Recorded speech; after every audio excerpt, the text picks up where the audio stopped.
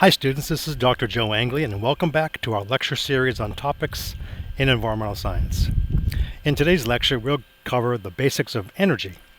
In this lecture we will learn how the sun supplies energy to our world and how that energy is captured and then used. For this lesson, your learning objectives are to 1. Be able to explain the first and second laws of thermodynamics. 2.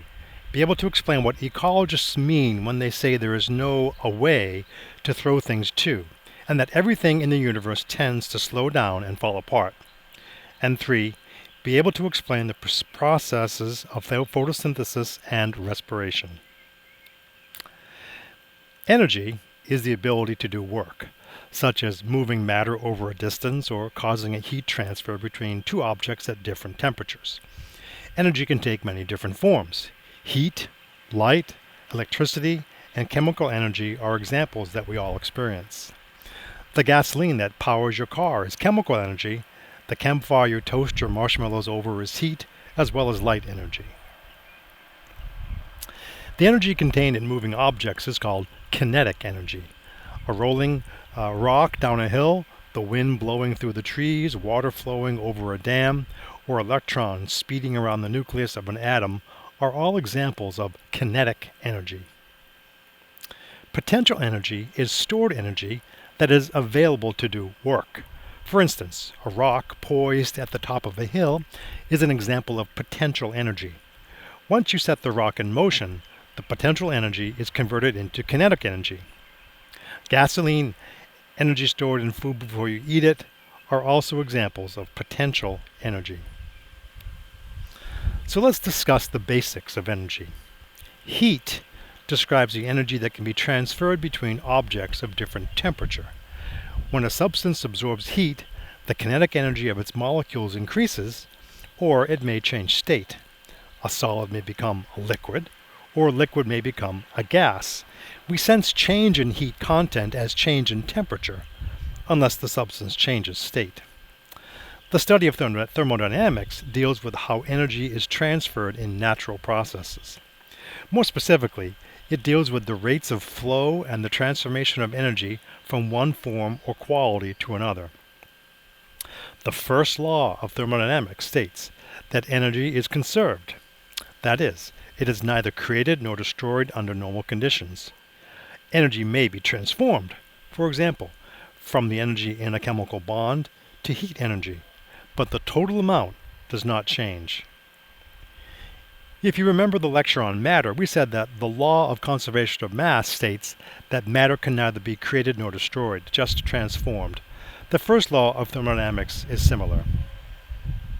The second law of thermodynamics states that with each successive energy transfer or transformation in a system, less energy is available to do work. That is, as energy is used, it is degraded to lower quality forms, or it dissipates and is lost. When you drive a car, for example, the chemical energy of the gas is degraded to kinetic energy and heat, which dissipates eventually to space. Another example is when you run a race. You are converting the stored energy in your body into kinetic and heat energy. But at the end of the race, you cannot go back and collect all the heat and motion energy and use it to run again. You have used up the stored energy in your body and you must replace it because now you have less energy available to do work. Now that we've got some basic energy concerns established, let's look at how living things get energy. The ultimate source of all energy on Earth is the sun. The amount of solar energy that falls on the Earth's surface in 40 minutes equals the total annual energy consumption of all the world's people. Put differently, 27 years' worth of worldwide energy consumption equals only 1 day's worth of solar energy hitting the Earth. While humans have only recently begun to capture solar radiation and convert it into electricity, plants, algae, and photosynthetic bacteria have been capturing light energy and converting it into stored energy for hundreds of millions of years. As you can see in this diagram, the basic principle of photosynthesis is that plants take in carbon dioxide, water, in the presence of sunlight and convert this into plant sugars, like the strawberry you see pictured here, and release oxygen as a byproduct of the reaction. We will learn more about this in detail shortly. However, not every system on Earth relies upon the sun for their energy needs. Deep in the Earth's crust, or deep on the ocean floor and in hot springs, such as those in Yellowstone National Park, we can find extremophiles, organisms that gain their energy from chemosynthesis, or extracting energy from inorganic chemical compounds such as hydrogen sulfide. Until 30 years ago, we knew almost nothing about these organisms and their ecosystems. These fascinating systems are exciting and mysterious because we have discovered them so recently. They are also interesting because of their contrast to the incredible profusion of photosynthesis-based life we enjoy here at the Earth's surface. As I noted previously, green plants obtain their energy from the sun through the process of photosynthesis. Algae and photosynthetic bacteria also capture energy from the sun. All these organisms convert sunlight into simple sugars like glucose, which they then use for energy. The energy is stored in the chemical bonds of these simple sugars. In this slide we see the electromagnetic spectrum. Our eyes are sensitive to visible light wavelengths, which make up nearly half the energy that reaches the Earth's surface, represented by the area under the solar radiation curve. Photosynthesizing plants use the most abundant solar wavelengths, light and infrared. The Earth re-emits lower energy, longer wavelengths, shown by the terrestrial radiation curve, mainly the infrared part of the spectrum. So how does photosynthesis capture energy? Photosynthesis occurs in tiny organelles called chloroplasts that reside within plant cells. The most important key to this process is chlorophyll, a unique green molecule. Chlorophyll is an extremely important biomolecule, critical in photosynthesis. It allows plants to absorb energy from light. Chlorophyll absorbs light most strongly in the blue portion of the electromagnetic spectrum, followed by the red portion. Conversely, it is a poor absorber of green and near-green portions of the spectrum, hence the green color of chlorophyll containing tissues. Once the energy is captured by chlorophyll, the photosynthesis begins. Photosynthesis relies on two interconnected cyclic sets of reactions referred to as the light-dependent and light-independent reactions. In the light-dependent reactions, some energy is used to strip electrons from suitable substances, such as water, producing oxygen gas. Furthermore, two further compounds are generated: reduced nicotinamide adenine dinucleotide phosphate, NADPH, and adenosine triphosphate, ATP, the energy currency of cells. Note that both these compounds contain the element phosphorus. Thus we can conclude that phosphorus is critical in the energy systems of plants, algae, and photosynthetic bacteria. In plants, algae, and cyanobacteria, sugars are produced by a subsequent sequence of light-independent reactions called the Calvin cycle, but some bacteria use different mechanisms, such as the reverse Krebs cycle.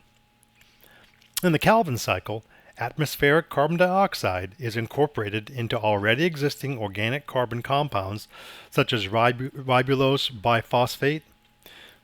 Using the ATP and NADPH produced by the light-dependent reactions, the resulting compounds are then reduced and removed to form further carbohydrates such as glucose.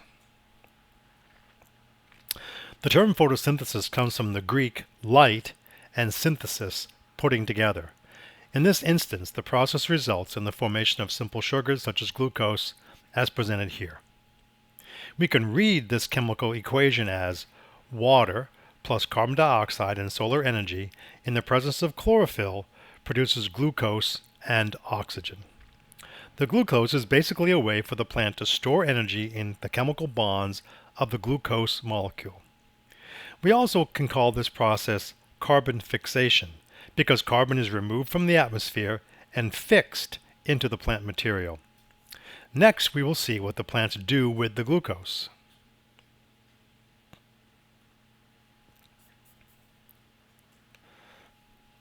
The plant uses the glucose and other sugars as a source of energy to power all the metabolic processes of the cell. The chemical energy in the bonds are released through the process of cellular respiration. Cellular respiration is the opposite of photosynthesis. In cellular respiration, glucose and other compounds are oxidized to produce carbon dioxide and water and to release exothermic chemical energy to drive the organism's metabolism.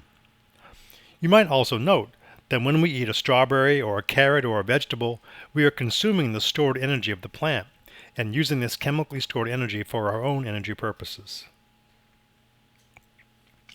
Animals don't have chlorophyll and can't carry out photosynthetic food production. They do, however, have the components for cellular respiration. In fact, this is how they and we get all our energy for life. We eat plants or other animals that have eaten plants and break down the organic molecules in our food to obtain energy. While extremophiles use chemicals for energy, the vast majority of our planet's energy comes from the capture of energy by photoautotrophs and the conversion of that energy into biomass. This is the energy that powers the Earth's ecosystems.